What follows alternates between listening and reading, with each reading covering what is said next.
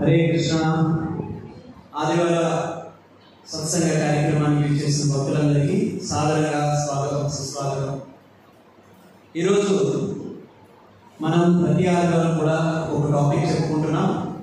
ఈరోజు ప్రారంభకులకు కృష్ణ చైతన్య మార్గదర్శిని. అందరూ ఎంతమంది కొత్త వాళ్ళు ఉన్నారు? చైతన్య కొత్తగా వచ్చిన మాతాజీ, కొత్తగా వచ్చిన వాళ్ళు ఇక్కడ ఈ టెంపుల్ కొత్తగా వచ్చిన వాళ్ళు చెప్పండి. ఈ టెంపుల్కి ఇప్పుడే రావడం నేను ఫస్ట్ టైం. అలాగే కృష్ణ చైతన్యానికి కొత్తగా వచ్చిన వాళ్ళు. అయితే ఈరోజు మీకు అందరికీ నేను చెప్పబోయే విషయం ఏంటంటే, అసలు ఈ కృష్ణ చైతన్యం అంటే ఏమిటి? శ్రీ చైతన్య మహాప్రభు ఏం చెబుతున్నారంటే, ఈ సృష్టిలో ఉండేటువంటి ప్రతి జీవి కూడా భగవంతుని యొక్క అంశ, భగవంతుని యొక్క అంశ. ఈశ్వర సర్వభూతానాం హృదయసే అర్జున కృష్ణుడు భగవద్గీతలో ఈ శ్లోకంలో చెప్తున్నారు. సర్వజీవుల యొక్క హృదయంలో పరమాత్మ రూపంలో భగవంతుడు ఉన్నాడు. పరమాత్మ రూపంలో భగవంతుడు ఉండి ప్రతి ఒక్కరి చలనం, అంటే మన శరీరంలో ఏ భాగము చలించాలన్నా సరే లోపల ఒక ఆత్మ ఉంది. ఆ ఆత్మని నడిపించేవాడు పరమాత్మ. ఈ పరమాత్మ అనేటువంటి వాడు మన శరీరంలో కానీ లేకపోతే మన యొక్క ఆహార విహార ఏ వ్యాపారం పనిచేయదు. మన శరీరం లోపల పరమాత్మ లేకపోతే మనం మన శరీరాన్ని వదిలి మన ఆత్మ బయటకు వెళ్ళిపోయినప్పుడు ఈ ప్రక్రియ ఎలా జరుగుతుంది అంటే, ఈ ప్రక్రియ పరమాత్మ ఎప్పుడైతే శరీరాన్ని వదిలి వెళ్ళిపోతున్నాడో ఆ పరమాత్మని అనుసరించుకుంటూ ఆత్మ బయటకు వెళ్ళిపోతుంది. పరమాత్మ బయటకు వెళ్ళిపోతుంది. పరమాత్మ ఎప్పుడైతే బయటకు వెళ్ళిపోయాడో ఆత్మ బయటకు వెళ్ళిపోతుంది.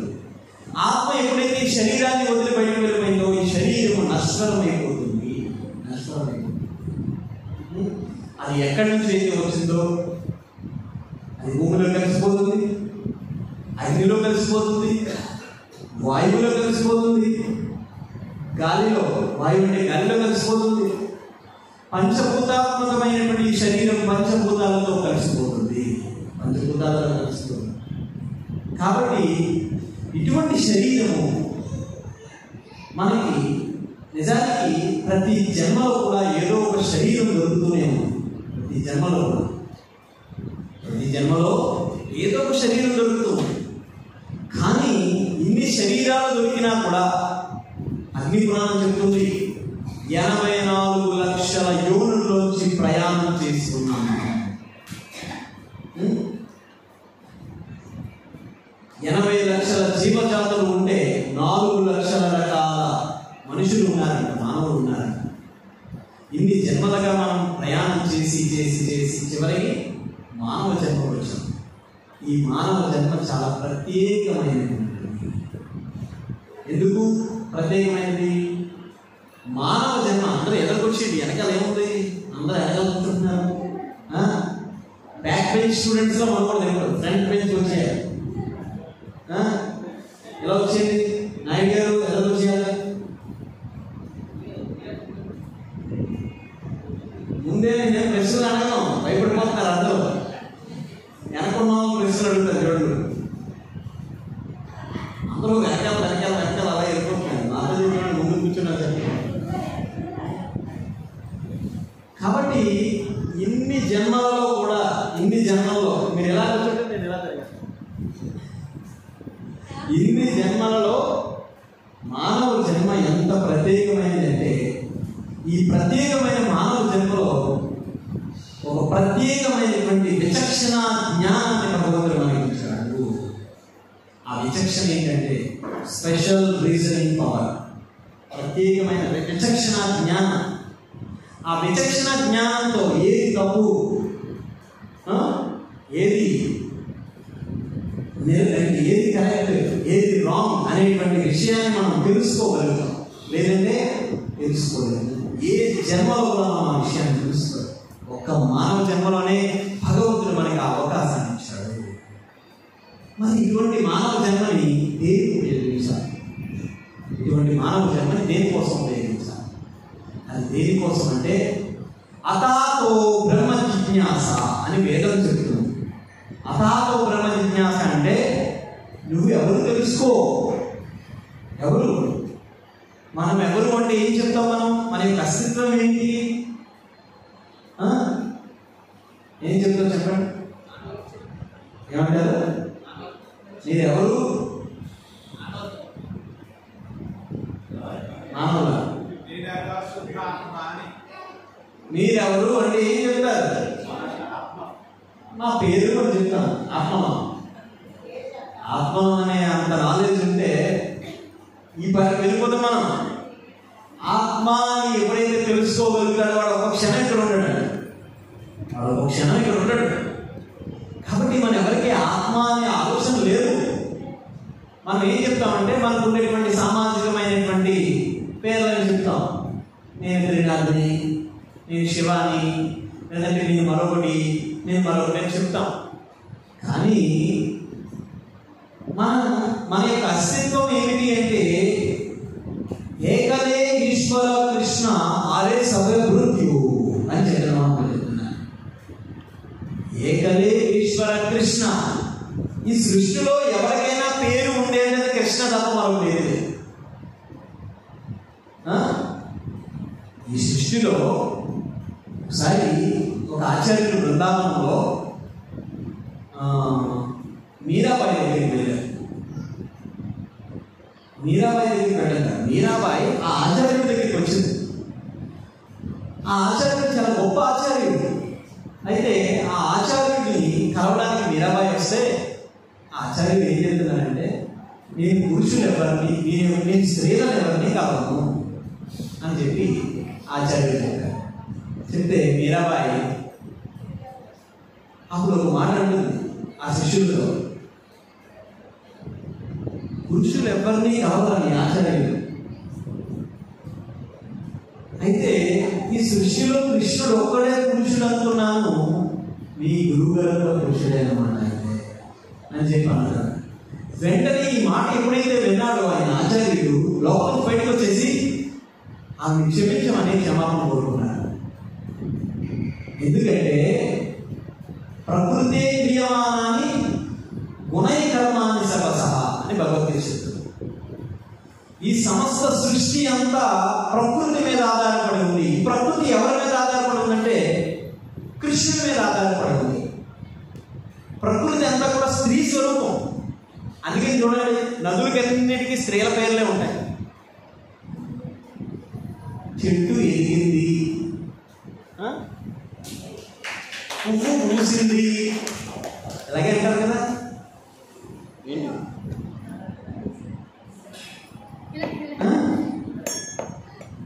శ్రద్ధ ఉంది. చెట్టు ఎదిగింది అంటాం. ఎదిగింది అనేటువంటి ఆ ప్రొనౌన్సియేషన్ ఉంది కదా, అది స్త్రీలింగమా పురుషలింగమా? నది మన మీదకి వచ్చేస్తుంది అంటాం, అది స్త్రీలింగమా పురుషలింగమా? కృష్ణుడు వస్తున్నాడు, కృష్ణుడు చూస్తున్నాడు అంటే ఈ సృష్టిలో ప్రతి వస్తువు కూడా స్త్రీ సమానమే. ఆ స్త్రీ ఎవరి ఆధీనంలో ఉంది అంటే, ఎవరి ఆధీనంలో ఉంది అంటే కృష్ణుడి యొక్క ఆధీనంలో ఉంది. అందుకని ఆ మీరాబాయి చెప్తున్నారు, కృష్ణుడు ఒక్కడే పురుషుడు అనుకున్నాను, మీరు కూడా పురుషుడేనా అని చెప్పాను. అప్పుడు ఆయన క్షమించమని కోరుకుంటాడు. అప్పుడు క్షమాపణ కోరుకుంటారు. సో కాబట్టి ఈ సృష్టిలో ప్రతి జీవి కూడా స్త్రీ స్వరూపమే. మనం ప్రకృతిలో జీవిస్తున్నాం, స్త్రీ స్వరూపమే. చప్పట్లు కొట్టడం మామూలు, చప్పట్లు రాజకీయ నాయకులు కొట్టాలి, అర్థమైందా? సో కాబట్టి ఈ సృష్టిలో ప్రతి ఒక్కటి ప్రకృతి స్వరూపమే. ఆ ప్రకృతిలో మనం జీవిస్తున్నటువంటి మనందరూ కూడా కేవలం ఈ శారీరకంగా మనం పురుషుడిగా ఉన్నాము, స్త్రీలుగా ఉన్నారు, కానీ ప్రతి ఒక్కరు కూడా స్త్రీ స్వరూపం. మరి స్త్రీ దేనికోసం ఉన్నది అంటే భర్త అయినటువంటి ఈ సమస్త సృష్టికి మాత, దాత, పిత అన్నీ కూడా కృష్ణుడై ఉన్నాడు. అందుకని కృష్ణుడిని, భగవంతుని సంతృప్తి చేయడానికి మాత్రమే ఈ శరీరం. అందుకే ఏకమే ఈశ్వర కృష్ణ ఆదేశమే మృత్యు.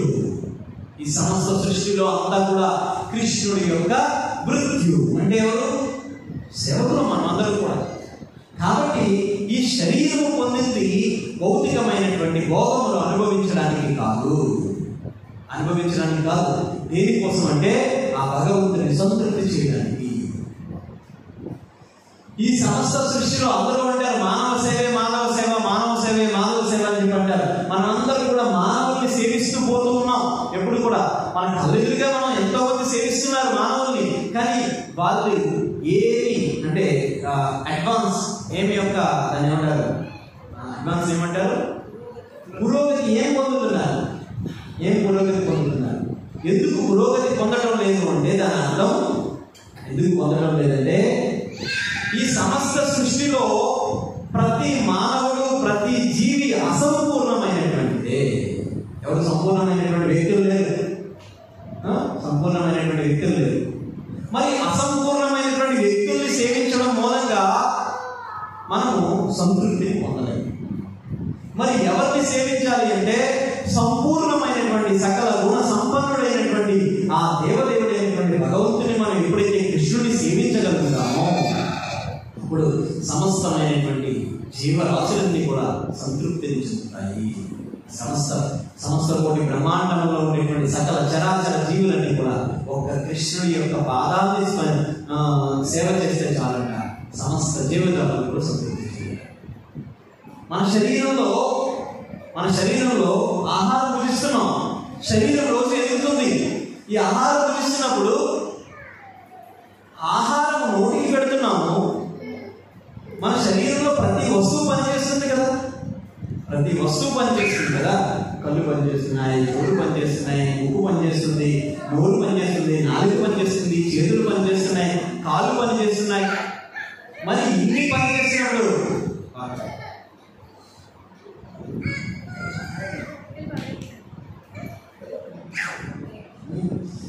పనిచేసినప్పుడు మనం అంతా తీసుకెళ్ళి ఎక్కడ పెడుతున్నాం?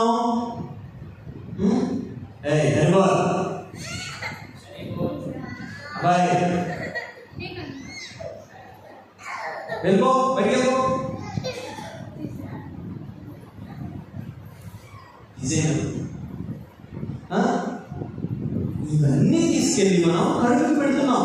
అంటే దీన్ని బట్టి మనకి ఏమర్థమవుతుంది? కడుపు సంతృప్తి చెందితే శరీరంలో అన్ని అవయవాలు సక్రమంగా పనిచేస్తాయి. నువ్వు అలా కాదు, నేను కంటికి పెడతాను, చెవుకి పెడతాను, పనిచేస్తుందా? సో సంతృప్తి ఉంది. అందుకని ఈ సమస్త సృష్టికి కూడా మూల కారణమైనటువంటి ఆ దేవదేవుడైనటువంటి కృష్ణుడిని మనం సేవిస్తే సమస్త చరాచర జీవజాతులన్నీ కూడా సంతృప్తి చెందుతాయి. కానీ మనం ఏం చేస్తున్నాం? అలా భగవంతుని సంతృప్తి చేయకుండా మనం రకరకాలుగా ప్రతి ఒక్క వ్యక్తిని సేవిస్తాం. పిల్లలు తల్లిదండ్రులను సేవిస్తున్నారు, తల్లిదండ్రులు పిల్లలను సేవిస్తున్నారు, భార్య భర్తని, భర్త భార్యని, అలాగే కొంతమంది నాయకులని, కొంతమంది సమాజాన్ని ఈ విధంగా సేవిస్తున్నారు. మరి ఇంతమంది ఇన్ని రకాలుగా సేవిస్తున్నా ఎవరికి ఆనందం ఎందుకు ఉండటం లేదు అంటే ఆనంద స్వరూపుడైనటువంటి సంపూర్ణ సద్గుణాలు కలిగినటువంటి వ్యక్తిని సేవించడం లేదు ఎవరు సేవించడం. కాబట్టి శాస్త్రం చెప్తుంది, శ్రీ చైతన్య మహాప్రభు చెప్తున్నారు, ప్రతి ఒక్క జీవి కూడా దేనికోసం ఉందంటే కృష్ణ సేవ చేయడానికి మాత్రమే ప్రతి జీవి కూడా ఉంది. కాబట్టి ఈ కృష్ణ చైతన్య మార్గం ఏదైతే ఉందో ఈ మార్గము ఎందుకు శ్రీ చైతన్య మహాప్రభు ఎందుకు వెలికి తీశారు ఈ మార్గాన్ని? భారత భూమిలో పుట్టిన ప్రతి ఒక్కడు కూడా భగవద్భక్తుడే. భారత భూమిలో పుట్టిన ప్రతి ఒక్కరు భగవద్భక్తుడే. కానీ ప్రతి ఒక్కరు నిద్రావస్థలో ఉన్నారు. అందరూ కూడా నిద్రావస్థలో ఉన్నారు. కాబట్టి ఆ నిద్రలోంచి మేలుకొలపడానికి శ్రీ చైతన్య మహాప్రభు ఈ ఉద్యమాన్ని ప్రారంభించారు. ఈ ఉద్యమాన్ని, కృష్ణ చైతన్య ఉద్యమాన్ని, దాన్ని శ్రీల ప్రభుపాదుల వారు శ్రీ చైతన్య మహాప్రభు యొక్క సేనాని, చైతన్య మహాప్రభు 500 ఏళ్ల క్రితం ఒక జోష్యం చెప్పారు. అది ఏమిటి అంటే, నా సేనాని వచ్చి ఈ కృష్ణ చైతన్యాన్ని ప్రపంచవ్యాప్తంగా వితరణ చేస్తారు. ప్రపంచవ్యాప్తంగా వితరణ చేస్తారన్నారు. సో కాబట్టి అదేవిధంగా శ్రీ చైతన్య మహాప్రభు యొక్క కోరిక మేరకు శ్రీల ప్రభుపాదుల వారు ప్రపంచవ్యాప్తంగా వితరణ చేశారు. మరి ఈ కృష్ణ చైతన్యము దీని మూలంగా సమస్తమైనటువంటి మానవులకి కలిగేటటువంటి ప్రయోజనం ఏంటంటే, మన అస్తిత్వాన్ని మనం తెలుసుకుంటాం. మనం ఏం చేసాం? మన అస్తిత్వాన్ని మనం కోల్పోయి మన యొక్క సహజ స్వభావం ఏంటి తెలుసుకోవట్లేదు, మర్చిపోతున్నాం. సహజ స్వభావాన్ని మర్చిపోతున్నాం. కాబట్టి అటువంటి సహజ స్వభావం ఏమిటి అంటే, శివేర స్వరూప హోయ్ కృష్ణ నిత్యదాస. మన యొక్క సహజ స్వభావం ఏంటి? మన స్వరూపం ఏంటి? శివేర స్వరూప హోయ్ కృష్ణ నిత్యదాస. కృష్ణుడికి నిత్యం దాస్యం చేయడమే అది నిజమైన స్వరూపం. అందుకే చూడండి, మీరు సినిమాకి వెళ్తే ప్రశాంతంగా ఉంది అంటారా? ఎప్పుడన్నా నాయన తలనొప్పురా నాయన అన్నారు. మొన్న ఏదో చూశాను, న్యూస్లో చూశాను, ఎవరో వాట్సాప్లో పెట్టారు. పెద్ద హీరో సినిమా వచ్చింది. ఆ సినిమాకి రాకమునుపు కటౌట్లు పెట్టేశారు, దండలు వేసారు. ఒక సినిమా వచ్చింది మరుసటి రోజు ఆ కటౌట్లని తగలు పెట్టేశారు. ఎందుకు రా నాయన ఇవన్నీ చేస్తారంటే, మా ఆనందం, మేము ఫ్యాన్స్ అన్నారు. మరి ఆ ఫ్యాన్స్ అందరూ ఏమైపోయారు అంటే, అక్కడ సంతృప్తి లేదు కదా, ఆనందం లేదు కదా. హోటల్కి వెళ్తాం, చక్కగా భోజనం చేస్తాం, ప్రశాంతంగా ఉంది అంటారు ఎవరన్నా? బిల్లు బాగాలేసాడు అంటాం, అంతే కదా. ఇంత బిల్లు వేసాడు ఏంటి అంటాం మనం. ప్రశాంతంగా ఉందని ఎవరైనా అంటాడా? తర్వాత మరొక చోటికి అక్కడికి ఇక్కడికి వెళ్తాం. ఎక్కడికి వెళ్ళినా ప్రశాంతత లేదు. ప్రశాంతత ఎక్కడ ఉంది? ఆ భగవంతుని యొక్క పాదముల చెంత మాత్రమే ప్రశాంతత ఉంది, మరొక చోట ఇక్కడ లేదు. ఎందుకు అంటే, భగవద్భక్తుడు ఎప్పుడు కూడా నిరంతరం ఆ భగవంతుని ఇక్కడ బందీ చేసి పడేస్తున్నాడు, గట్టి పడేస్తున్నాడు. మనం అనుకుంటున్నాం మన మూలంగా మనం వెనక్కి గట్టి పడేసామా కృష్ణుడిని? మనం అయితే ఖచ్చితంగా గట్టి పడేయాలి. ఆచార్యులు గట్టి పడేశారు, శ్రీల ప్రభుపాదుల వారు గట్టి పడేశారు కృష్ణుడిని. అందుకే కాపలా కూర్చున్నారు. గురు మహారాజ్, జోలిన జయప్రకాశ స్వామి గురు మహారాజ్, మన ఆచార్యులు, ఆయన గట్టి పడేశారు. అందుకు కృష్ణుడు ఇక్కడ ఉన్నాడు. మన భక్తికి అయితే ఏమున్నాడు? మన భక్తికి అయితే ఆయన ఎప్పుడు వెళ్ళిపోతాడు, బయటికి వెళ్ళిపోతాడు. కాబట్టి ఇక్కడ మాత్రమే ప్రశాంతత ఉంటుంది. ఈ సమస్త సృష్టిలో నువ్వు ఎక్కడ తిరిగినా కూడా ప్రశాంతత లేదు. నీకు భగవంతుని యొక్క పాదాల చెంత మాత్రమే ప్రశాంతత ఉంది.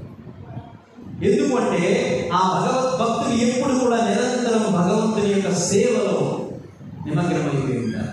అంటే భగవద్భక్తుల యొక్క ప్రేమ ఎటువంటిదంటే, ఎక్కడ శ్రీమతి రాధారాణి, కృష్ణుడు రాధారాణి వదిలిపెట్టి ద్వారకకి వెళ్ళిపోయాడు. ద్వారకకి వెళ్ళిపోయినప్పుడు ఆ శ్రీకృష్ణ భగవానుడు ద్వారక నుండి బృందావనం ఎంత దూరం? చాలా దూరం కదా.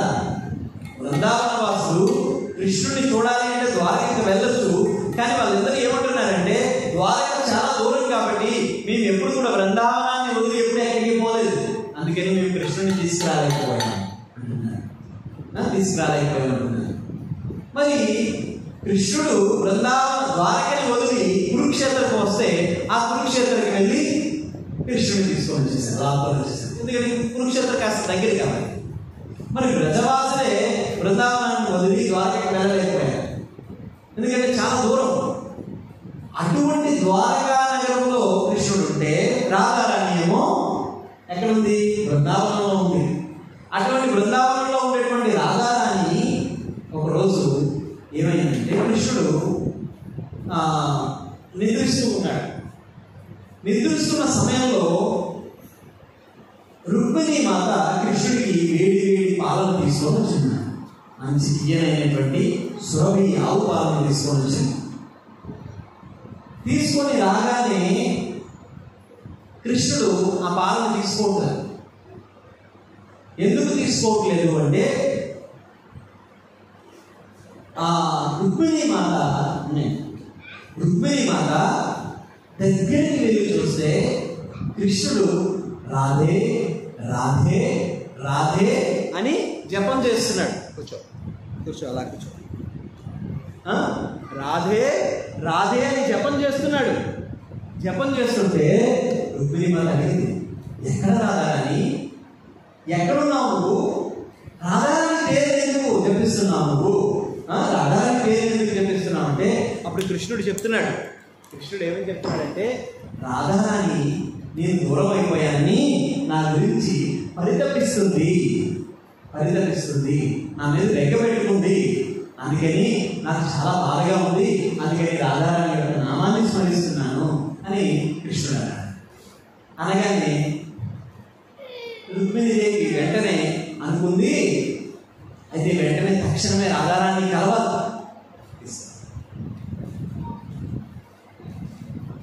ఇప్పుడు ఇక్కడ ప్రవచనం జరుగుతుందా? బయటికి తీసుకెళ్ళిపో. రాధారాణి వెంటనే కలవాలి అని చెప్పి రుక్మిణీ మాత అనుకుంది. ఎప్పుడైతే రుక్మిణీ మాత అనుకుందో ఆవిడ క్షణకాలంలోనే బృందావనానికి వెళ్ళిపోయింది. ఎందుకు బృందావనానికి వెళ్ళిందంటే కృష్ణుడు ఎలాగో నేను తెచ్చినటువంటి పాలు తీసుకోవట్లేదు, కనీసం రాధారానికి ఇస్తే రాధారాని తాగితే కృష్ణుడు ఏమైనా తాగుతాడేమో అని చెప్పి వేడి వేడి పాలను తీసుకొని వెళ్ళి క్షణకాలంలో బృందావనానికి వెళ్ళి రాధారానికి చెప్తుంది, నేను కృష్ణుడి దగ్గర నుంచి వచ్చాను, ద్వారక నుండి వచ్చాను అని చెప్పి అనగానే రాధారాని ఒక్క క్షణం కూడా ఆలస్యం చేయకుండా ఈ పాలని కృష్ణుడి దగ్గర నుంచి తీసుకొచ్చాను, కృష్ణుడు నీకోసం పంపించాడు అనగానే వెంటనే ఒక్కసారి ఒక్కొక్కటే తాగేసింది. వెంటనే ఆ పాలు ఎలా ఉన్నాయంటే భయంకరమైనటువంటి వేడి కలిగి ఉన్నాయంట. ఆ వేడి కలిగినటువంటి పాలని ఒక్క క్షణం కూడా ఆలస్యం చేయకుండా రాధారాని తాగేసింది. ఎందుకంటే కృష్ణుడి దగ్గర నుంచి వచ్చింది. మనం ఏమనుకుంటాం, కృష్ణుడు అన్నీ మనకి మంచి చేయాలి, మనకి అంతా మంచి చేయాలి, ఏమి చెడ్డ చేయకూడదు. కృష్ణుడు ఏమైనా చెడ్డ చేసామంటే కృష్ణుడు నుంచి దూరం అయిపోతాం, కృష్ణుడు నాకు వద్దు, మరొక దేవుడి దగ్గరికి వెళ్ళిపోతాం. కానీ రాధారాణి ఎలా ఉంది అంటే ఆవిడ శారీరకమైనటువంటి స్థితిలో కించిత్తు లేదు. ఎందుకంటే ఆవిడ శరీరం అంతా కూడా కృష్ణమయమైపోయింది. ఆవిడ కృష్ణుడి దగ్గర నుంచి పాలు వచ్చి ఈ కృష్ణుడు పాలు పంపించాడు అనగానే వెంటనే తాగేసింది.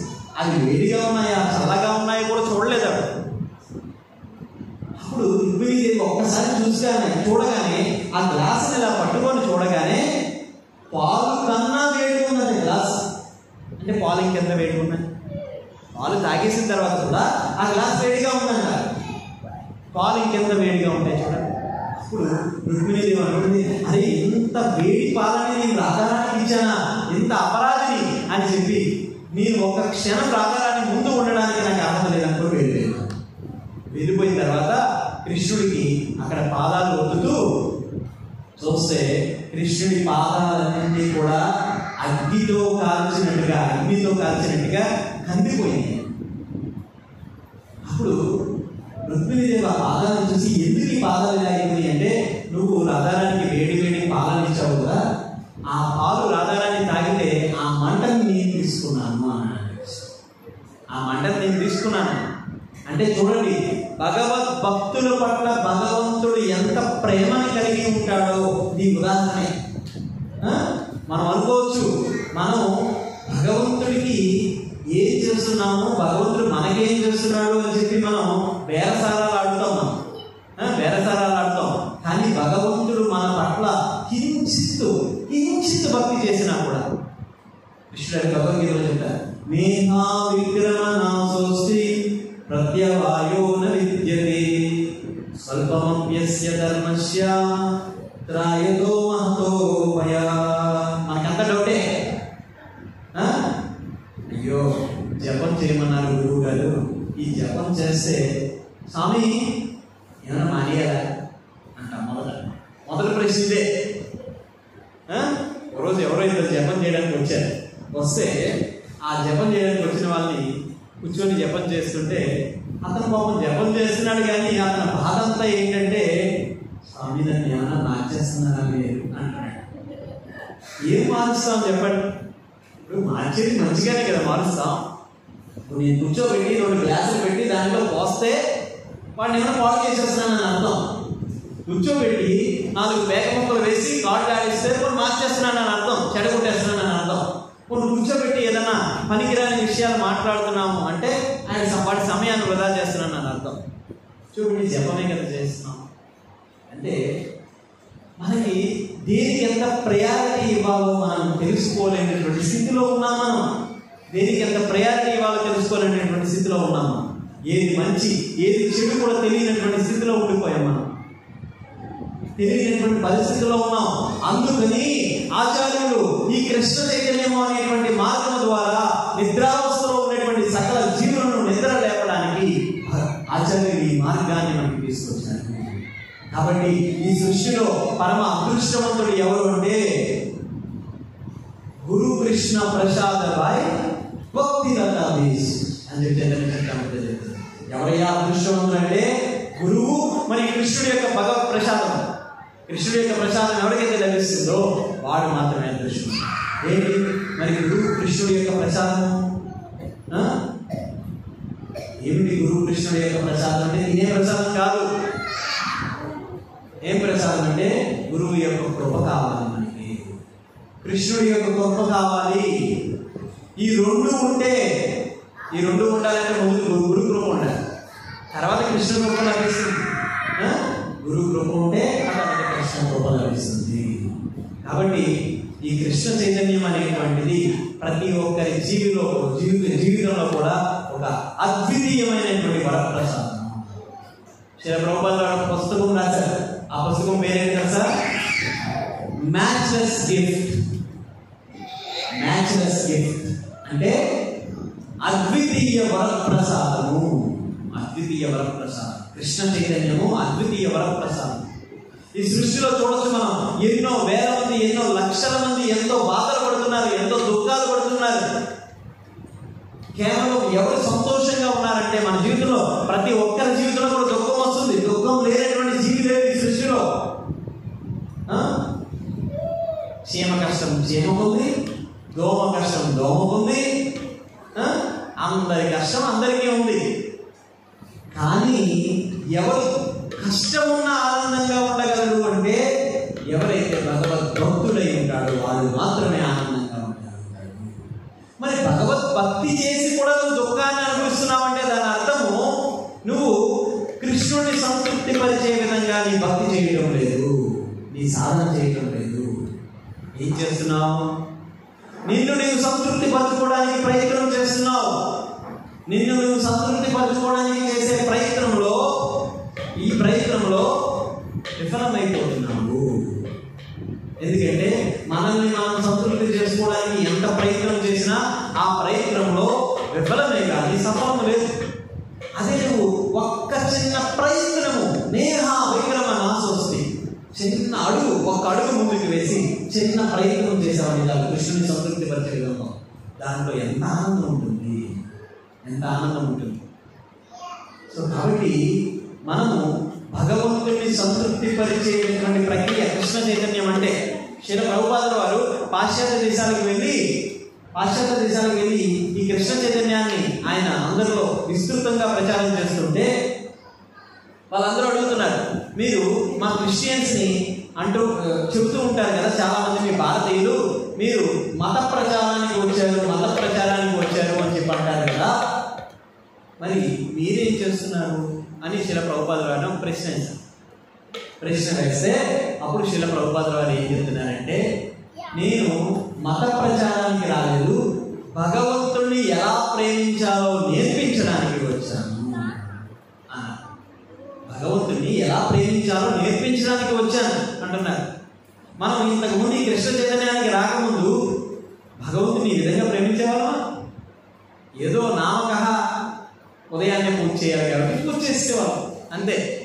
భగవంతుడికి ఏదో నైవేద్యం పెట్టాలి కాబట్టి పెట్టేసేవాళ్ళం. మనకేమో ఎంత, ఆయనకి ఎంత. ఆయనకు ఒక ఆకులో మాగిపోయిన అటువంటి మొక్క, లేదంటే ఒక స్పూన్కి ఎంత ఏది పంచదార, బెల్లం ముక్క. జీవితంలో బెల్లం ముక్క తీయం, మళ్ళా అక్కడి నుంచి జీవితంలో ఆ బెల్లం ముక్క తీయం. ఆ బెల్లం ముక్క చీమలు పట్టి పట్టి పట్టి ఆ చీమలు తినేస్తే ఆహా భగవంతుడు తిన్నా అనుకుంటాం. ఒకరోజు పరమ పూజ్య రామానుజ చిరంజీవి స్వామి వారు ఒకరోజు మన రాజమండ్రి ఇస్కాన్ మందిరాన్ని దర్శనం చేస్తున్నారు. ఆయన దర్శనం చేసుకునేటప్పుడు అదే సమయంలో భోగా నివేదనకి మన వాళ్ళంతా ప్రిపరేషన్ చేస్తూ చక్కగా భోగాన్ని ఎలాగ పెడుతున్నారంటే శ్రీల ప్రభుపాదుల వారు ఎంత దివ్యంగా భగవంతుడికి నైవేద్యం పెట్టాలి అనేది కూడా నేర్పించారు. మొన్న ఒక వీడియో చూస్తుంటే శ్రీల ప్రభుపాదుల వారు ఒక ఫారిన్ డివోటీకి ఎంత చక్కగా వంట చేయడం నేర్పిస్తున్నారంటే, ప్రభుపాదుల వారు దాల్ చేయడం అంటే పప్పు ఎలా వండాలి నేర్పిస్తున్నారు. ప్రభుపాదుల వారు వంట చేస్తూ కూడా ఎలా చేస్తున్నారంటే, మనమైతే వంట చేస్తున్నప్పుడు ప్లీజ్ సబ్స్క్రైబ్, లేదంటే ప్లీజ్ లైక్, లేదంటే ఇంకోటి సుత్తుతో బాధాలా, సుత్తో గంటకు బాధాలి, బెల్ ఐకాన్ నొక్కండి, ఇవన్నీ చెప్తుంటాం వంటలు చేస్తాయి. కానీ శ్రీల ప్రభుపాదుల వారు ఏం చెప్తున్నారంటే, ఆయన ప్రతి దాంట్లో ఎంత తత్వాన్ని బోధిస్తున్నారు చూడండి. ఆ తత్వంలో ఆయన ఏం చెప్తున్నారంటే, ఈ సృష్టిలో ఉండేటువంటి ప్రతి వస్తువు కూడా భగవంతుని యొక్క ప్రీత్యర్థం పుట్టినదే. ప్రభుపాదులు చెప్తూ భగవంతుని యొక్క ప్రీత్యర్థం పుట్టినదే. భగవంతుడు మరి సమస్త సృష్టిలో మనకి జీవించే హక్కు ఎంతైతే ఉందో సకల చరాచర జీవజాతులకు కూడా అంతే హక్కు ఉంది. అలాంటప్పుడు ఇంకొక జీవిని కోసుకొని తినే హక్కుని గమనించాడు అని శ్రీల ప్రభుపాదుల వారు ఫారిన్ డివోటీకి చెప్తూ ఆయన ఏం చెప్తున్నారంటే, కాబట్టి భగవంతుడు ఈ సకల జీవుల్ని తినమని కోసుకొని తినమని చెప్పలేదు.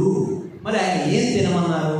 అడిగోటి అడుగుతున్నారు. ఏం ప్రశ్న అంటే, మరి మొక్కల్లోని, కాయల్లోని, పళ్ళలోని కూడా జీవులు ఉన్నాయి కదా, మరి వాటిని తినేస్తున్నాం కదా అంటే అప్పుడు కృష్ణుడు చెప్తున్నారు, ప్రభుపాదుల వారు చెప్తున్నారు, పత్రం పుష్పం ఫలం తోయం యోమే భక్త్యా ప్రయశ్యతి. కృష్ణుడు ఏం తినాలో చెప్తున్నాడు.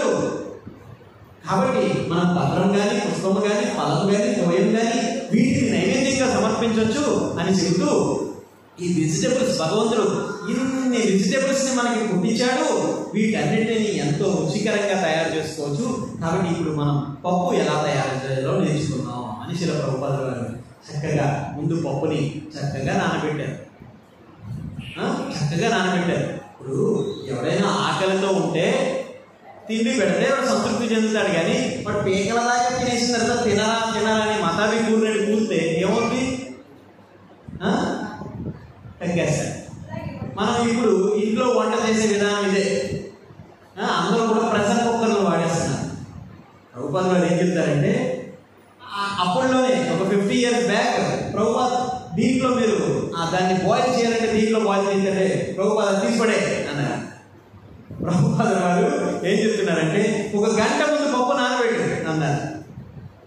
ఒక గంట ముందు పప్పు నానబెట్టిన తర్వాత దాన్ని చక్కగా మట్టి కుండలో వేసి, అప్పుడు అక్కడ మట్టి కుండలు లేవు కాబట్టి ప్రభుపాద చెప్తారు, అక్కడ ఉండేటువంటి పాత్రలో దాన్ని ఆ పప్పుని అక్కడే ఉడకబెట్టి, అప్పుడు ప్రభుపాదుల వారు మరొక పాన్ తీసుకొని ఆ పాన్లో చక్కగా గీ వేసి, ఆ గీలో పప్పులన్నీ వేసి, అతను ఆశ్చర్యపోతున్నాడు. ఇవన్నీ వేస్తుంటే ఇవి ఒక్కొక్కసారిగా పైకి వస్తుంటే ఇవేంటి ఏదో ఫైర్ ఏదో అయిపోతుందని చెప్పి భయపడిపోతుంటారు. ప్రభుపాదులు వంట చేస్తుంటే ఒక్కసారిగా ఆ పప్పులో ఈ తాలింపు వేయగానే ఒక్కసారిగా ఫైర్ వచ్చి అంతా కూడా పొగలు చేస్తుంటే చుట్టుపక్కల ఉన్న వాళ్ళందరూ వచ్చేస్తారు. ఆ ఫైర్లో కూడా ఎంత మంచి సువాసన వస్తుందన్నమాట. ప్రభుపాదులు చెప్తారు, ఈ తాలింపులో వచ్చేటటువంటి సువాసన ఏదైతే ఉందో అది పీలిస్తే సగం రోగాలు పోతాయి.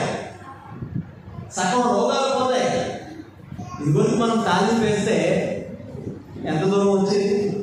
ఇప్పుడు తాలింపు వేస్తే ఎవరింట్లో వాసన వస్తుందా? అంటే వస్తువులు కూడా కల్తీ. మనం అనుకుంటున్నాం తిరుమల లడ్డూలోనే కల్తీ జరిగింది అనుకుంటున్నాం. మనం తినే ప్రతి వస్తువులో కల్తీయే. అర్థమైందా? మనం దేవుడికి పూలు పెడుతున్నామా, ఈ పువ్వులు కల్తీయే. ఈ పువ్వులన్నీ కెమికల్, ఫుల్ ఆఫ్ కెమికల్స్. వీటిని మీరు రోజు పట్టుకొని చూస్తూ ఉంటే మీ చేతులు పాడైపోతాయి, అంత ఫుల్ కెమికల్స్ ఉన్నాయి. ఇప్పుడు ఏం చేస్తున్నారు, ఈ పువ్వులన్నింటినీ కూడా ఎండబెట్టి దాని నుంచి అగరబత్తి తయారు చేస్తున్నారు. ఆ అగరబత్తి నుంచి వాసన పీలిస్తే క్యాన్సర్ వచ్చిపోతాం. అందుకే మన దగ్గర అటువంటి అగరబత్తి కాదు, గోమయంతో తయారు చేసినటువంటి అగరబత్తి. ఈ పువ్వులతో తయారు చేసిన అగరబత్తులు కానీ ఎవడన్నా పీల్చాడా క్యాన్సర్ వచ్చి చచ్చిపోతాడు. అందులో ఆ అగరబత్తిలో కూడా ఎటువంటి పుల్ల పెడుతున్నారు, వెదురు పుల్ల పెడుతున్నారు. వెదురు పుల్ల పెడుతున్నారు. వెదురు కాల్చిస్తే క్యాన్సర్ రావడానికి కారణం అంటే ఇన్ని కల్తీలు మన జీవితంలో ఉంటే ఒక్క తిరుమల లడ్డు కల్తీ అయింది అని చెప్పి మనం ఎంత గోల చేస్తున్నాం కదా. మనం తప్పు లేదు, చెయ్యాలి.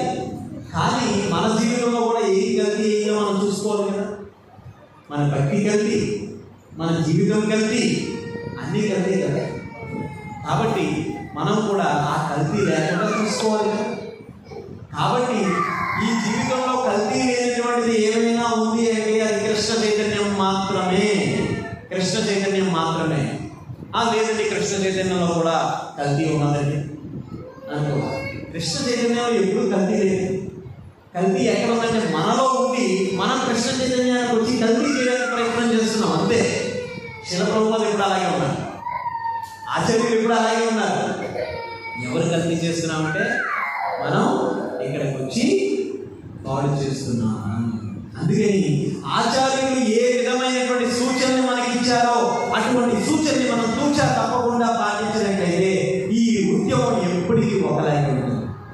కాబట్టి ఈ జీవితంలో అత్యుత్తమమైనటువంటిది మన జీవితంలో ఏదైనా ఉంది అంటే అది కృష్ణ చైతన్యమే. మరి అటువంటి కృష్ణ చైతన్యం మనకి లభించింది అంటే మనం ఎంత ఆనందం పొందాలి. కాబట్టి ఈ కృష్ణ చైతన్యంలో మనం శాశ్వతంగా ఉండాలి అంటే అతి ముఖ్యమైనటువంటిది ఏంటి అంటే ఇదొకటే అతి ముఖ్యమైనటువంటిది. ఇది ఆచార్యులు ఏం చెప్తున్నారంటే చాలా రహస్యమైనటువంటిది. అదేంటండి ఈ హరే కృష్ణ మాత్రం రహస్యం ఏంటిది అందరికీ తెలిసింది. ప్రతి లారీ మీద చూస్తున్నాం, ప్రతి బస్సు మీద చూస్తున్నాం, తర్వాత ప్రతి గుళ్ళో కూడా అలా చూస్తున్నాము. మీరందరూ చేస్తున్నారు, కార్డు పంచుతున్నారు. ఇది రహస్యం ఏంటి అంటే దీన్ని బహిరంగ రహస్యం. ఇటువంటిది ఓపెన్ సీక్రెట్. అందరికీ తెలుసు ఓపెన్ సీక్రెట్ అంటే. అది ఎలా సీక్రెట్ అంటే ఒకరోజు ఒక భక్తుడికి ఒక వ్యక్తికి ఒక రాయి దొరికిందంట. ఆ రాయి నిజానికి ఏంటంటే చింతామణి వజ్రం అంట. వజ్రం. ఆ వజ్రాన్ని మొదట ఆ వజ్రం ఎవరికి దొరికింది అంటే ఒక చాకలి వాడికి దొరికిందంట. అప్పుడు ఆ వజ్రాన్ని తీసి అనుకున్నాడంట ఆ చాకలివాడు, ఈ రాయి అది వజ్రం అని తెలియకపోకుండా వాడు అనుకున్నాడు, ఈ రాయి నాకు ఎందుకు ఉపయోగపడుతుంది అంటే బట్టలు ఉతుకుతాను కదా నేను తీసుకెళ్ళచ్చు కదా, నేను తీసుకెళ్ళను.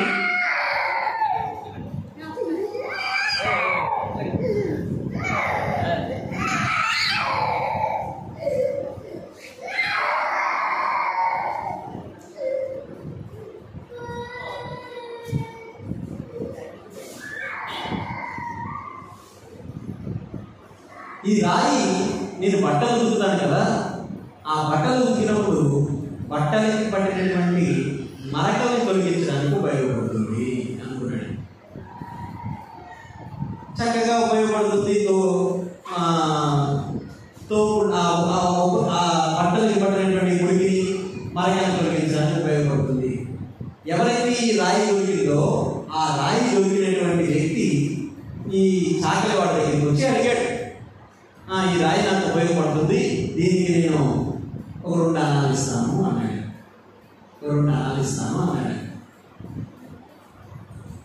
చక్కగా అప్పటికప్పుడే చూశాడు, చక్కగా బట్టలకి మునిగిపోతుంది, ఆ మరకలు పోతున్నాయి, 2 అనాలు ఇస్తాను అని చెప్పేశాడు. అప్పుడు ఆ దొరికినటువంటి వ్యక్తి, ఇదేంటిది ఇంత ఖరీదైనటువంటి వజ్రం, ఇది 2 అనాలు ఇస్తానన్నాడు ఏంటి వీడు అని చెప్పి తీసుకొని వెళ్ళిపోయాడు. మరొక చోటుకు వెళ్ళాడు. ఒక కమ్మరి వాడు కుండలు తయారు చేస్తున్నాడు. ఆ కుండలు తయారు చేసేటటువంటి కమ్మల దగ్గరికి వెళ్ళి,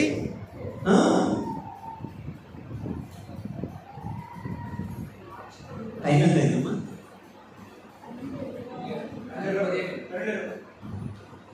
కుండలు తయారు చేసే కమ్మరి దగ్గరికి వెళ్ళి ఆ కమ్మరి నేను అడిగితే ఆ కమ్మరి చూసి, ఈ రాయి చాలా బాగుంది, ఇది నేను కుండలు తయారు చేసినప్పుడు బురదని కాళ్ళతో తొక్కాలి, కాబట్టి ఆ తొక్కినటువంటి బురద నా కాళ్ళలో ఉండిపోతుంటుంది, గోడల మధ్యలో ఉండిపోతుంటుంది, ఆ మట్టిని శుభ్రం చేసుకోవడానికి ఈ రాయి ఉపయోగపడుతుంది, చక్కగా షార్ప్గా ఉంది, కాబట్టి ఇది నేను ఉపయోగించుకుంటాను అని చెప్పాను.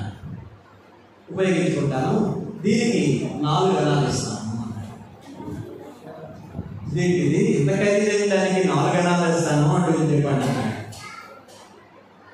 ఆ తర్వాత దీనిని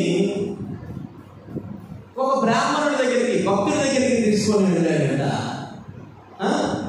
భక్తుడు ఏమన్నాడు అంటే, ఈ వజ్రం మీకు ఇస్తాను, మీకేమైనా కావాలా అని చెప్పి అంటే, ఆ భక్తుడు ఏమన్నాడంటే, ఒకసారి నాతో పాటు రా అని చెప్పి తన యొక్క ఇంటి చెత్త కుప్పలో ఇంత పెద్ద వజ్రాన్ని చూపించాడంట. ఇంత పెద్ద వజ్రాన్ని చూపించాడంట. ఇదేంటయ్యా, ఎంతకన్నా పెద్ద వజ్రం ఉంది, అది చెత్త కుప్పలో పడేసాడు ఏంటంటే, నా దగ్గర ఇంకో పెద్ద వజ్రం ఉంది అన్నాడు. అది ఏంటంటే, హరే కృష్ణ హరే కృష్ణ కృష్ణ కృష్ణ హరే హరే హరే రామ రామ రామ హరే హరే. ఇది చింతామణి వజ్రం, ధన విలువైనటువంటిది. మరి ఈ ఉదాహరణ ఎందుకు చెప్తున్నారు ఆచార్యులు అంటే, వజ్రం ఖరీదైందే, కానీ వ్యక్తులు ఎలా తీసుకున్నారు? చాకలి వాడేమో మురికి వదిలించుకోవడానికి అన్నాడు, కమ్మరి వాడేమో మట్టి తీసుకోవడానికి అని చెప్పంటున్నాడు. అదేవిధంగా ఈ హరే కృష్ణ మహామంత్రము అందరికీ తెలిసినటువంటిదే, విలువైనదే, కానీ దీన్ని ఉపయోగించుకునేటటువంటి సాధకుడు ఉంటే దాన్ని ఉపయోగించుకోగలుగుతాడు. సాధకుడు లేకపోతే దాన్ని ఏదో నా కోరికలు తీర్చుకోవడానికో లేదంటే మరొకదానికో ఉపయోగించుకుంటాడు. కాబట్టి మన జీవితంలో కృష్ణ చైతన్యంలో మనం శాశ్వతంగా ఉండగలగాలి అంటే ఈ ఒక్క హరే కృష్ణ మహామంత్రం తప్ప మరొకటి ఏది మనల్ని రక్షించదు. కాబట్టి ఈ ప్రారంభకులు కృష్ణ చైతన్య మార్గదర్శనంలో మొట్టమొదట చేయాల్సినటువంటి ఫస్ట్ డివోటీ చేయాల్సినటువంటి పని ఏంటి అంటే జపం చేయాలి. తత్ర పితా నియమిత స్మరణేన ఈ భగవన్నామం చేయడానికి నియమము, నిబంధన, ఒక సమయము, సందర్భం ఎప్పుడు లేదు. ఎప్పుడైనా చేయొచ్చు. ఎప్పుడైనా చేయొచ్చు. మీరు సడన్గా నిద్రపడలేదు, ఏం చేస్తాం? జపం. ఫోన్ చూస్తామయ్యా, మనం జపం చేస్తామంట. నిద్ర పట్టట్లేదు, వెంటనే ఏం చేస్తాం? గ్రేట్, నువ్వు గారి జపం చేస్తుంటే. అలాగే అందరూ ఫోనే చూస్తాం, కానీ జపం చేయాలి. అందరూ అంటారు కదా, రే 9 నిద్రా తెలియదు గురువు గారు, నిద్రలో లేదు అడిగినా చెప్పాలి అని. ఎవరు చిన్నప్పుడు మన లెక్కల మాస్టర్లో చిన్నప్పుడు ఒక లెక్క ఉండేది, నాగరానికి అమ్మబడిన టికెట్లు అని చెప్పి. ఇప్పుడు చిన్నప్పుడు చదివేవాళ్ళు 10th క్లాస్లో వచ్చేది 20 మార్కులుగా లెక్క, 20 మార్కులు. ఆ లెక్క 20 మార్కులు ఉండేది. మా గురువు గారు, ఇది మీకు లెక్క కంటపైన వచ్చేవరా, ఖచ్చితంగా పరీక్షలో వచ్చి తీరుతుంది పబ్లిక్ ఎగ్జామ్లో అనగానే ఇంకా ఆ లెక్క ఏ విధంగా సాల్వ్ అవుతుంది అని తెలియకుండా చూడకుండా కంటతో కూడా పట్టేసేవారు అన్నమాట. ఇప్పుడున్న మా లెక్క ఏమన్నా లేదా అంటే, ఒక సినిమా నాటకాలకి అమ్మబడి టికెట్లు ఇన్ని, దాంట్లో ఇంత లాస్ వచ్చింది, ఇవన్నీ అన్నమాట. ఏదో లెక్క ఉండేది, గుర్తులేదు, ఎప్పుడో చదివింది, నేను ఎట్లా గుర్తుండదు మనకి. ఆ లెక్కని ఏం చేసేవారంటే 20 మార్కులకు వచ్చేస్తుంది కాబట్టి గంట పైన పట్టాలా అని. మనం కూడా మనం కృష్ణ చైతన్యంలో ఉన్నామా లేదా అని తెలుసుకోవాలంటే నిద్రలో గట్టిగా ఎవరైనా వచ్చి మనం ఉంటాడనుకో, అమ్మ అంటున్నామా కృష్ణ అంటున్నామా అది గుర్తుంచుకో. అమ్మ అన్న అంటే నువ్వు 0 నుంచి మళ్ళీ మొదలు పెట్టాల్సిందే.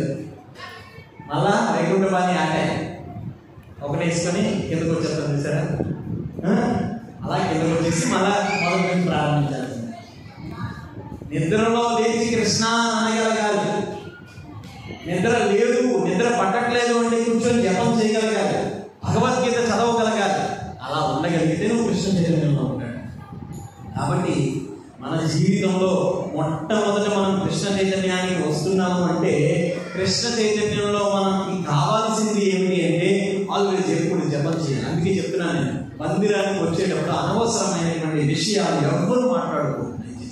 ఎందుకంటే మన జీవితం అంతా ఎన్నాళ్ళు మనం వృధా చేస్తున్నాం. ప్రహ్లాద మహారాజ్కి తన తండ్రి చెప్పాడు, ఎందుకురా ఇంత చిన్న వయసులో నువ్వు భక్తి చేయాలి, అవసరమా అని అడిగాడు. అప్పుడు నీకు చాలా సమయం ఉంది, జీవితం అంతా ఆనందించు, అనుభవించు అని చెప్పాడు. అప్పుడు ప్రహ్లాదుడు తండ్రికి ఏం చెప్తున్నాడంటే, మన జీవితం ఎక్కడ సమయం ఉంది తండ్రి, ఎక్కడ మనకి సమయం ఉంది? మానవ జీవితం నువ్వు లేదు కదా, ఇప్పుడు అన్ని లేదు, యావరేజ్ 60 అనుకోండి, మరీ 50 అంటే బాగోదు. నాకు ఇంకో 10 సంవత్సరాలు ఉంటే 50 వచ్చేది. 60 సంగతి ఆలోచించండి. మరి 60 సంవత్సరాలు మనిషి జీవితం అయితే ప్రహ్లాదుడు ఏం చెప్తున్నాడంటే, మన జీవితంలో సగ భాగం నిద్రకి పోయింది కదా, అవునా కదా? సగ భాగం నిద్రపోతున్నాం కదా, ఇంక మిగిలింది ఏంటి? 30. ఇక 30లో 10 సంవత్సరాలు బాల్యం, కౌమార అవస్థకి పోయింది కదా, శైశవము కౌమారం వీటికి పోయింది కదా 10 సంవత్సరాలు. ఇంక మిగిలిందంతా 20 కదా. 20లో ఒక 10 సంవత్సరాలు వృద్ధాప్యానికి తీసేయండి. వృద్ధాప్యం ఎవరి మీద ఆధారపడాలి కదా మనం. ఇంక మిగిలిందంతా 10 ఏళ్ళు. 10 ఏళ్ళలో సగం జీవితం బాత్రూంలో గడిపించాం కదా మనం, అవునా కదా? ఈరోజు ప్రజలు ఎక్కువసేపు ఎక్కడ ఉంటున్నారు అంటే బాత్రూంలోనే అంటారు. ఇందాకే మన మల్లికార్జున చెప్తున్నారు, ప్రభు ఏది ఎలా ఉన్నా ఇంటికి మాత్రం కిచెన్ బాగుండాలి, బాత్రూమ్ బాగుండాలి అంటున్నారు మన మల్లికార్జున. ఎందుకంటే అక్కడ సాటిస్ఫాక్షన్ ఉంటుంది ప్రభు. కిచెన్లో తిండి ఆ తిన్నది బయటకు రావాలి కదా అక్కడ, అవునా కదా? కాబట్టి బాత్రూమ్స్ చాలా నీట్గా, ఇదివరకు బాత్రూమ్స్ ఎలా ఉంటాయి అంటే డిమ్ లైట్ వెళ్ళే ఉంటే బయటకు వచ్చేయాలంటే, ఇప్పుడు అలా కదా, పెద్ద లైట్లు, ఏసీలు, కూలర్లు, లోపల న్యూస్ పేపర్లు. ఆడవాళ్ళ కిచెన్లో కాదు కదా, ఆడవాళ్ళు ఎక్కువ ఎక్కడ స్పెండ్ చేస్తారంటే పక్కన వేరే ఆడవాళ్ళు ఎవరైనా వస్తే అక్కడ ఎక్కువ స్పెండ్ చేస్తారు. కిచెన్లో స్పెండ్ చేసే రోజు పోయినాయి ఇవన్నీ. సో మనిషి జీవితం 5 సంవత్సరాలు బాత్రూంలోనే గడిపేశాడు కదా, ఇంకెంత మిగిలింది? ఇంక 5 ఏళ్ళే కదా. మరి ఉద్యోగం ఎక్కడ చేస్తావు? ఉద్యోగం ఎప్పుడు చేస్తావు? మరి ఇవన్నీ తినడానికి, విహారానికి, ఉద్యోగానికి సమయం ఎక్కడ ఉంది? సమయం ఉంది అంటున్నావు. కాబట్టి తండ్రి సమయం లేదు, అందుకని కౌమారే ఆచరతే ప్రాజ్ఞో, చిన్న వయసు నుంచే ఆచరించాలి. మనకేమో సమయం దొరక్క ఒకరికి 30లో దొరికింది, ఒకరికి 20లో దొరికింది, ఒకరికి 40లో దొరికింది, ఒకరికి 50లో దొరికింది, ఒకరికి 50లో దొరికింది, ఒకరికి 70లో దొరికింది కృష్ణ చైతన్యం. ఈ దొరికినటువంటి కృష్ణ చైతన్యాన్ని మనం సద్వినియోగపరచుకోకుండా మందిరానికి వచ్చి అనవసరమైనటువంటి మనం మాటలు మాట్లాడుకోకూడదు. దయచేసి సమయం మందిరానికి వచ్చామంటే జపం చేయాలి, భక్తులను అడిగి, కృష్ణుని అడిగి తెలుసుకోవాలి. మేము జాయిన్ అయిన కొత్తలో ఎలా ఉండేదంటే గ్రూప్ డిస్కషన్స్ చేసుకునేవాళ్ళం. గ్రూప్ డిస్కషన్లో ఏంటి, మీ అందరికీ తెలుసు, టీచర్స్కి తెలుసు గ్రూప్ డిస్కషన్ అంటే.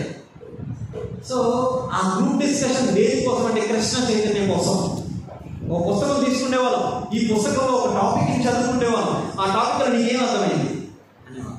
ఆ వాడికి అర్థం కాకపోతే దానికోసం ఎవరైనా కాస్త సీనియర్ భక్తులు వివరించేవారు. ఇలాగా ఒక 10 గ్రూప్స్ కింద ఇలా చేసేవాళ్ళం. మేము నేను రాజమండ్రిలో ఉండేటప్పుడు ఒక విధానం పెట్టామన్నమాట. అది ఏంటంటే నవవిధ భక్తి మార్గము అని చెప్పి ఒక గ్రూప్స్ పెట్టాం.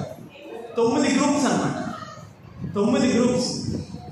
అందులో నా గ్రూప్ పేరు ఏంటంటే శ్రవణము. నా గ్రూప్ పేరు శ్రవణం. నాకు నిజానికి శ్రవణం అంటే చాలా ఇష్టం.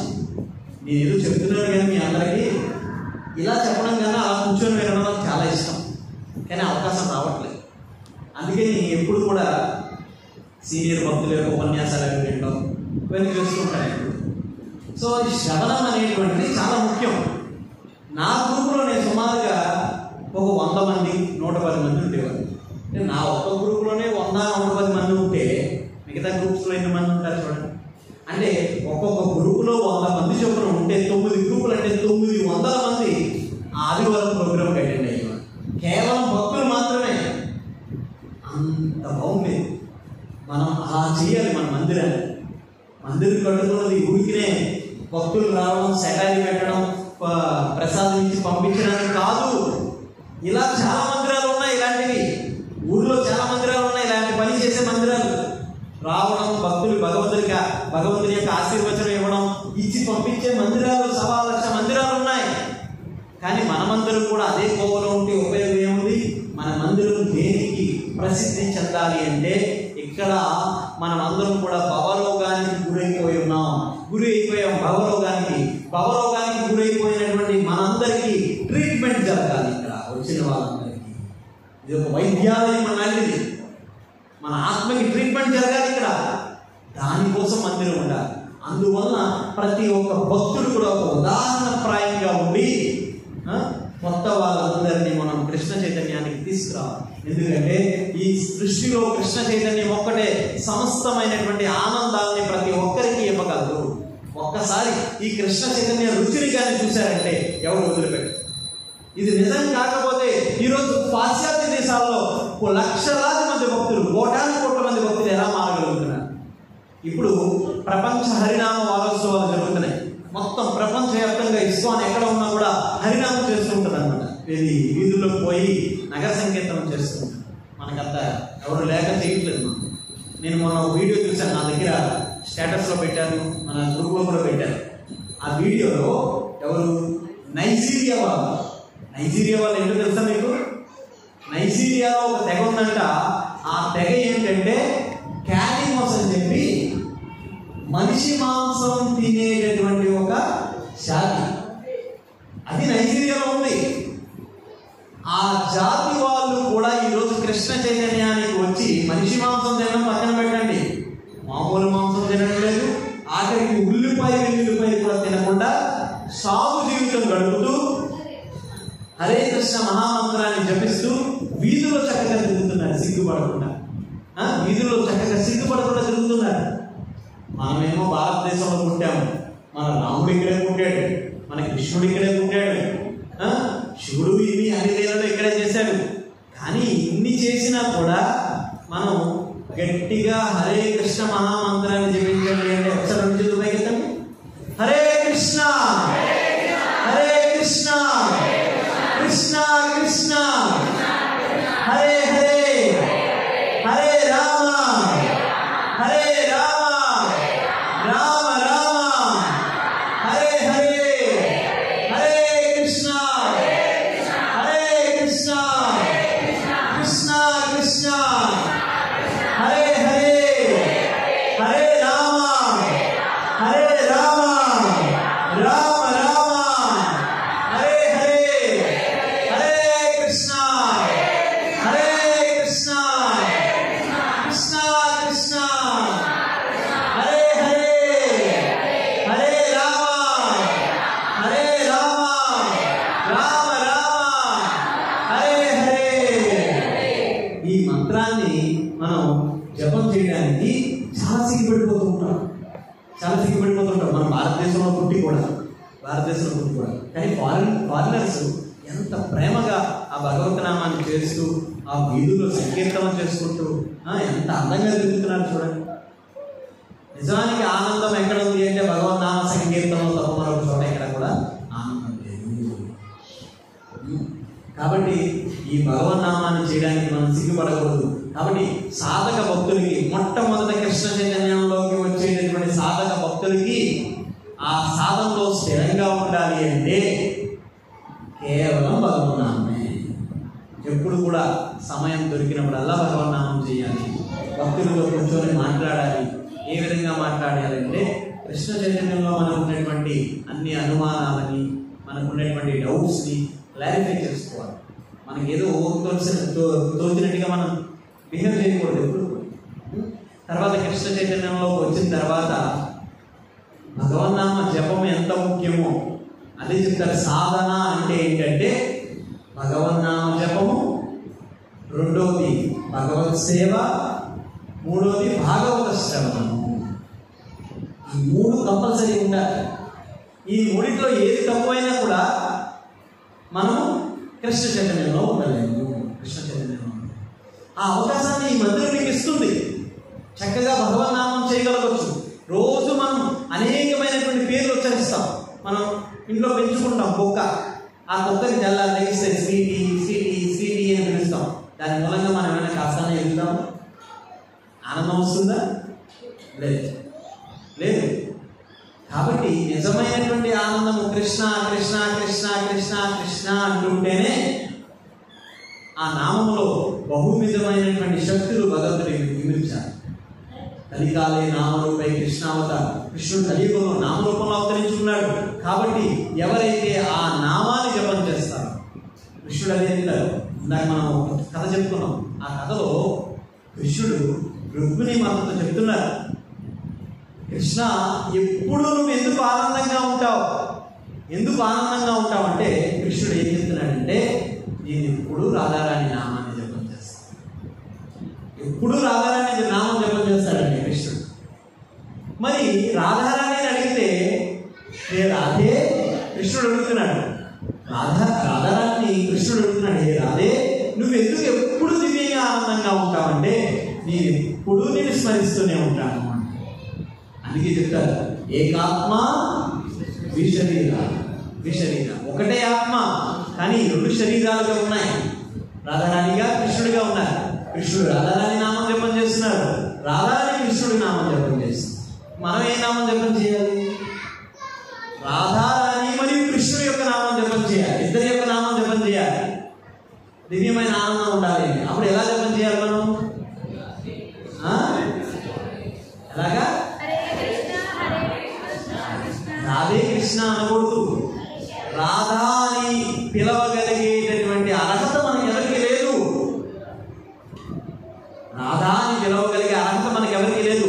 అందుకని సుఖదేవ గోస్వామి, నేను రాధా అని పిలవలేను, నాకు అంత అర్హత లేదు. రాధారాణి ఎవరు? సుఖదేవ గోస్వామి ఎవరు? రాధారాణి యొక్క పెంపుడు చిలకంట ముందు జన్మలో. అయినా సరే ఆయన ఏమంటున్నాడంటే, రాధా అని పిలవగలిగేటటువంటి అర్హత నాకు లేదు, అందుకని నేనేమని పిలుస్తున్నానంటే గోపికల్లో పరమోత్కృష్టమైనటువంటి గోపిక అంటున్నాను. గోపికల్లో పరమోత్కృష్టమైన గోపిక. కాబట్టి మనము రాధాని నేరుగా పిలవకూడదు. అందుకని ఆచార్యులు మనకు ఒక విధానం ఇచ్చారు. అది ఏమిటి అంటే, హరే కృష్ణ హరే కృష్ణ కృష్ణ కృష్ణ హరే హరే హరే రామ హరే రామ రామ రామ హరే హరే. అందుకని హరే అని పిలవాలి రాధారాణి. హరే అంటే భగవంతుని యొక్క అంతరంగిక శక్తి. ఎవరైతే ఈ కృష్ణ చైతన్య మార్గంలో స్థిరంగా ఉంటారో అంటే, ఎవరైతే నిత్యం హరినామ జపం చేస్తారో, ఎవరైతే నిత్యం భాగవత శ్రవణం చేస్తారో, ఎవరైతే భగవంతుని యొక్క సేవ చేస్తారో, ఆ సేవ ఏదైనా సరే మనం అనుకోవచ్చు, ఏది గొప్ప సేవ, ఏది చిన్న సేవ, ఏది చిన్న సేవ, ఏది పెద్ద సేవ ఏం లేదు. ధర్మరాజు రాజసూయ యాగం చేస్తున్నాడు. రాజసూయ యాగం చేస్తుంటే అందరూ గెస్ట్లు అందరూ వస్తున్నారు. అంతానికి దుర్యోధనుడు వచ్చాడు, దుశ్శాసనుడు వచ్చాడు, అందరూ వచ్చారు, భీష్ముడు వచ్చాడు, అందరూ వచ్చారు. అందరూ ఏమనుకున్నారంటే, ఎవరన్నా ఏదైనా గొప్ప మంచి పని చేస్తున్నంటే తల చేయాలి, సేవ చేయాలనుకుంటారు కదా. అసలు దుర్యోధనుడు లాంటి నీచుడే నేను కూడా సేవ చేస్తాను అన్నాడంటే ఇంకా సేవ నుంచి తప్పించుకునేవాడిని ఏమంటాం మనం చెప్పండి. సేవ కొంతమంది మనం చూస్తుంటాం, చాలా చోట్ల నేను చూశాను. ఏదైనా సేవ చేయని ప్రభు అంటే ప్రభు నాకు అంత అర్హత లేదు, సింపుల్గా తప్పించుకోవడానికి. చూడండి చెప్తారు కదా, వేమని చెప్తారు కదా ఆయన పద్యంలో, తప్పించు తిరుగువాడు ధన్యుడు అన్నట్టుగా ఆయన ఇలా భగవత్ సేవ నుండి తప్పించుకోవడానికి కొంతమంది అనేక ప్రయత్నాలు చేస్తూ ఉంటారు. దుర్యోధనుడు అంత నీచ మనస్తత్వం కలిగినటువంటి వాడే నేను కూడా సేవ చేస్తాను, ధర్మరాజే నాకు సేవ ఇవ్వండి అంటాడు. అయితే నీకే సేవ కావాలో తీసుకో అంటే దుర్యోధనుడు ఏమన్నాడంటే నేను రిసెప్షనిస్ట్గా ఉంటాను అన్నాడు. అంటే ఎదురుగా కూర్చొని అందరిని ఆహ్వానిస్తాను అన్నాడు. వెళ్ళి వచ్చే వాళ్ళని ఆహ్వానిస్తాను, అది కొంచెం గౌరవపూర్వకమైనటువంటి కదా. కృష్ణుడు వచ్చాడండి, కృష్ణుడు వచ్చి నాకు కూడా ఒక సేవ కావాలి అని కోరుకున్నాడండి. అప్పుడు ధర్మరాజు అడిగినాడంట, అందరినీ అడిగినట్టుగానే అడుగుతున్నాను స్వామి, నీకు నేనే సేవ ఇవ్వగలను, ఎవరు వచ్చి ఏ సేవ అడిగారు కూడా ఇస్తున్నాను, నేను ఇది చేయండి అని చెప్పట్లేదు, ఎవరికి ఏం కావాలో చేయండి అని చెప్పంటే దుర్యోధనుడేమో రిసెప్షనిస్ట్గా ఉంటానన్నాడు, మరి మీరేం చేస్తారో మీరు చేయండి అంటే భగవంతుడు ఏం చెప్తున్నాడంటే వచ్చి వెళ్ళే వాళ్ళ భక్తుల యొక్క పాదాలు కడుగుతాను, వచ్చి వెళ్ళే భక్తుల యొక్క పాదాలు కడుగుతాను. అరే కృష్ణుడే పాదాలు కడుగుతాను అంటే మన పరిస్థితి ఏంటి? నేను ఈ సేవ చేస్తాను, నేను అదే చేస్తాను, నేను అక్కడే కూర్చుంటాను, నేను ఇక్కడే కూర్చుంటాను అంటే అవుతుంది. భగవంతుడు ఏ సేవ ఇచ్చినా, మన గురువు ఎటువంటి సేవ ఇచ్చినా అది మహాప్రసాదం. ఒకరోజు నాకు బాగా గుర్తు, నేను ఆశ్రమంలో ఒకరోజు మంగళారతికి రాలేదన్నాను. ఆశ్రమంలో ఉండేటప్పుడు ఒకరోజు మంగళారతికి రాకపోతే, ఇప్పుడు కృష్ణాష్టమి ఉత్సవాలు జాయిన్ అయిన కొత్తలో మంగళారతికి రాకపోతే నాకు ఎక్కడ సేవ ఇచ్చారో తెలుసండి, 3 రోజులు చెప్పులు స్టాండ్ సేవ ఇచ్చారు. ఒకరోజు మంగళారతికి రాలేదని 3 రోజులు చెప్పులు స్టాండ్లో సేవ ఇచ్చారు. కానీ ఎంత ఆనందం కలిగిందో తెలుసండి ఆ సేవ, ఎంత రియల్గా ఎంత ఆనందం పడ్డానంటే, ఆ భక్తులు వాళ్ళు వచ్చి చెప్పులు ఇప్పేస్తారా, చెప్పులు తీసాక లోపల సంచిలో పెట్టి తగిలించారు. మనం ఎటువంటి సేవ చేయడానికన్నా సిద్ధంగా, మనం చూడండి కరుడు గట్టిన తీవ్రవాదులు అంటారు తెలుసా మీకు? కరుడు గట్టిన తీవ్రవాదం. కాశ్మీర్ ఫైల్స్ అనే సినిమా వచ్చింది చూసారా? కాశ్మీర్ ఫైల్స్. అందులో కాశ్మీర్ ఫైల్స్లో ఫస్ట్ ఒక సన్నివేశం వస్తుంది, చాలా మంచి సినిమా, చూడండి ఎప్పుడన్నా వెళ్ళి. అందులో ఫస్ట్ సన్నివేశం ఏంటో తెలుసా? అనౌన్స్ చేస్తారు, కాశ్మీర్లో ఉండేటువంటి పండిట్స్ అందరికీ ఆ మసీదు యొక్క నమాజ్ వచ్చేటటువంటి స్పీకర్స్లో ఒక అనౌన్స్మెంట్ వినిపిస్తారు. ఏమని అంటే, రేపు ఉదయంలోగా ఈ కాశ్మీర్ని మీరు ఖాళీ చేయకపోతే మీ శరీరం మీద తలకాయలు ఉండవు అని చెప్పంటారు. అలా పాపం కొంతమంది కాశ్మీర్ పండిట్స్ అందరూ కూడా ఖాళీ చేసి వచ్చేసారు. ఈరోజు కాశ్మీర్ అంతా కూడా ఒక ముస్లిమాన్ దేశం లాగా అయిపోయింది అంతా. కొంతమంది అక్కడే ఉంటే కొంతమంది స్త్రీలని పలు విధాలుగా వాళ్ళ జీవితాన్ని నాశనం చేసి, చిన్న బిడ్డల్ని శరీరాల్ని దిక్కుకు ఒక మొక్క ఇసిరేసి వాళ్ళ శరీరాన్ని ఖండించి ఇలాగా చిత్రహింసలు పెట్టేశారు. ఆ చిత్రహింసలు పెడితే ఒక విలేకరి ఆ మిలిటెంట్ని అడిగితే, ఆ మిలిటెంట్ ఏం చెప్తున్నాడు తెలుసా? వాడు ముసల్మాన్. నీ నాయకుడు చెప్పాడని చెప్పి, నీ ఖురాన్ చెప్పిందని చెప్పి నీవు నీ తల్లిని చంపమంటే చంపేస్తావా అంటే చంపేస్తా. నీ తండ్రిని చంపమంటే చంపేస్తాను, నీ బిడ్డని చంపమంటే చంపేస్తాను, నీ తల్లి నీ యొక్క భార్య కడుపులో ఉండేటువంటి బిడ్డని చంపమంటే చంపేస్తామంటే ఇద్దరిని చంపేస్తా అంటే ఇది ధర్మం నేర్పేది అదే. అంటే వాళ్ళు ఎంత వాళ్ళ యొక్క అపహాస్యమైనటువంటి ధర్మం పట్ల ఎంత కరుడు కట్టినటువంటి వ్యక్తులుగా ఉన్నారు. ఇక్కడ సమస్త మానవాళికి శ్రేయోదాయకమైనటువంటి ఈ ధర్మం పట్ల మనం ఎంత కరుడు కట్టినటువంటి భక్తులుగా ఉండాలి. వాళ్ళు కరుడు కట్టినటువంటి తీవ్రవాదులుగా ఉన్నారు, మనం కరుడు కట్టినటువంటి భక్తులుగా ఉండాలి కదా. అంతేగాని మనం అలా లేకపోతే ఏదో అంటే దాన్ని ఏమంటారు ఆటపాయంగా కానీ ఉంటే రేపన్న రోజు ఈరోజు మీరు ఇన్ని సందుల్లో ఇన్ని వీధుల్లో వినాయకుడిని పెట్టి పూజిస్తున్నారా, రేపన్న రోజు మీరు వినాయకుడిని పెట్టడం కాదు ఇంట్లో కూడా వినాయకుడిని పూజించలేరు, ఇంట్లో కూడా వినాయకుడిని పూజించలేరు. ఇది పరిస్థితి ఎదురవుతుంది కొన్ని రోజులకి ఇదే పరిస్థితి ఎదురవుతుంది. దొంగచాటుగా మనం జపం చేసుకోవాలి. అవసరమైన పని మనకి ఇష్టమా ఎవరికైనా అలాంటి సందర్భం, అప్పుడు మనం ఏం చేయాలి? మనం ధర్మం పట్ల కరుడు కట్టినటువంటి భక్తులుగా మారిపోవాలి. ఎప్పుడు మనల్ని మార్చలేదు. మనం భగవద్గీత చదివినప్పుడు, మనం భాగవతాన్ని చదివినప్పుడు, మనం ఆచార్య రాసిన పుస్తకాలు చదువుతున్నప్పుడు ఎప్పుడు మనల్ని మార్చలేదు. సో కాబట్టి అందరూ వాళ్ళ ధర్మం పట్ల బాగానే ఉంటున్నారు. మీరు మన దగ్గరికి ఒక అబ్బాయి ప్లంబర్ వస్తాడు, ప్లంబింగ్ వర్క్ చేస్తాడు. నేను చెప్పాను భక్తులు వస్తున్నారయ్యా ఇక్కడికి త్వరలో, కొద్దిగా ప్లంబింగ్ వర్క్ చేసేవయ్యా అంటే, సార్ మీరు ₹1,00,000 ఇచ్చిన నేను రాదు సార్, ఎందుకంటే నేను చర్చికి వెళ్ళాలి సార్. మీకు ఎవరికైనా ₹10,000 ఇస్తాను అని చెప్పి సినిమాకి వస్తే ₹10,000 ఇస్తాము, టికెట్తో పాటు ₹10,000 ఇస్తాము, సినిమా ఫ్రీగా చూడవచ్చు అని అంటే సినిమాకి వెళ్తారా ఇక్కడికి వస్తారా? ఫ్రాంక్గా చెప్పండి, నాలుగుతో చెప్పద్దు, ఇక్కడ నుంచి చెప్పండి. ఎంతమంది సినిమాకి వెళ్తారు? నేను కూడా సినిమాకి వెళ్తాను, నేనే వెళ్తాను. మీరు రాకుండా ఏం చేస్తారు? ఎవరెవరు వెళ్ళారో సినిమాకి చూడడానికి వెళ్తాను. నేను సినిమాకి వెళ్ళే సినిమా చూడడానికి కాదు, మీలో ఎంతమంది అక్కడ ఉన్నారో చూడడానికి వెళ్తాను. సో కాబట్టి మనం ₹10,000 ఇస్తేనే మనం వెళ్ళిపోతున్నాం కదా. ఈరోజు చూస్తున్నాం, ఎవడో దిక్కుమాల నాయకుడు వస్తే ఒక ₹1,000 ఇస్తే వెళ్ళిపోతున్నాం మనం. వాడు వెనకట్లా ఒక ₹1,000 ఇస్తే వెళ్ళిపోతున్నాం. కానీ వీడు ఏం చెప్తున్నాడు? మీరు ఎంత డబ్బు ఇచ్చినా కూడా నేను రానండి ఆదివారం అంటున్నాడు. ఆ డెడికేషన్ ఉండాలి. కానీ హిందువులు ఎప్పటికీ ఆ డెడికేషన్ లేదు. మనం ఎన్ని నాటకాలు చెప్తామంటే దూరం అంటాం, మరొకటి అంటాం, వర్షం అంటాం, బురద అంటాం, అదంటాం, ఇదంటాం. సో కాబట్టి హిందువులు ఇప్పుడు ఇలా చరిత్రహీనులుగా మిగిలిపోకూడదు. మన హిందువులందరూ చరిత్రహీనులుగా మిగిలిపోకూడదు.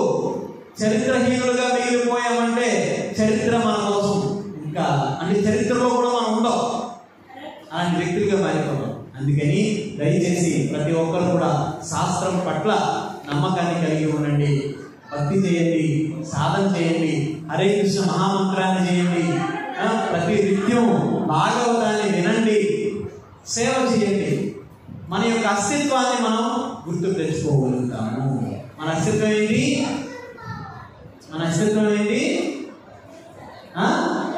ఫస్ట్ మొదట్లోనే చెప్పాను ఏంటి మన అస్తిత్వం. ఇక్కడే మర్చిపోయారు. ఇంక మీరే కళ్ళు గిట్టు భక్తుల్లో ఉంటారు చెప్పండి. ఇక్కడే మర్చిపోయారు మీరు. ఆడెవడో వచ్చి తుపాకీ పెట్టి మీరు హరే కృష్ణ హరే కృష్ణ అనిక. సో మన యొక్క అస్తిత్వం ఏంటంటే జీవేల స్వరూప హోయ్ కృష్ణ నిత్యదాస. అంటే ఊరికినే మన కృష్ణదాస అని పేరు పెట్టుకోవడం కాదు, కృష్ణదాసుడుగా అవడానికి ప్రయత్నం చేయాలి.